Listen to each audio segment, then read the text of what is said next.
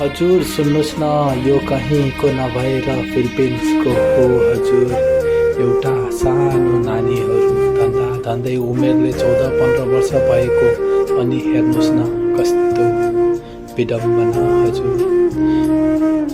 केही कुरालाई नोटिस गर्नुभएको छ कि छैन हजुरहरूले? हेर्नुहोस् त, एउटा मान्छे, दुईजना मान्छे टाउको एउटै जोडिएको हो हजुर। दुईजना मान्छे टाउको एउटै जोडिएको, अनि यति राम्रो, यति सुन्दर सुन्दर दिदी बहिनीहरू कस्तो बनाउने सृष्टिकर्ताले हो हजुर। बनाउने भगवानले, ईश्वरले, परमेश्वरले, अल्लाहले यसरी बनाएको रहेछ हो हजुर। खुसी छन् दुवैजना एक अर्कासँग।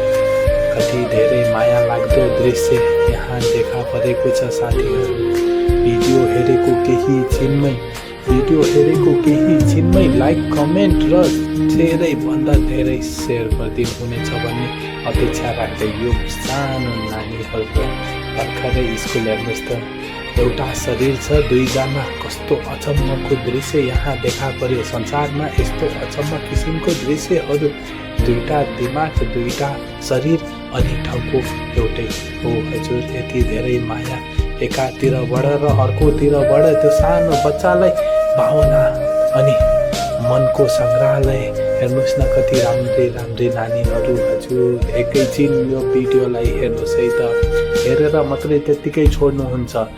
लाइक, कमेन्ट, सेयर गर्न नभुल्नु होला। धेरैभन्दा धेरै सेयर गर्नुहोस् ताकि यो नानीहरू सामु यो भिडियो पुगोस्। हामी नेपालमा छौँ। नेपाल भन्ने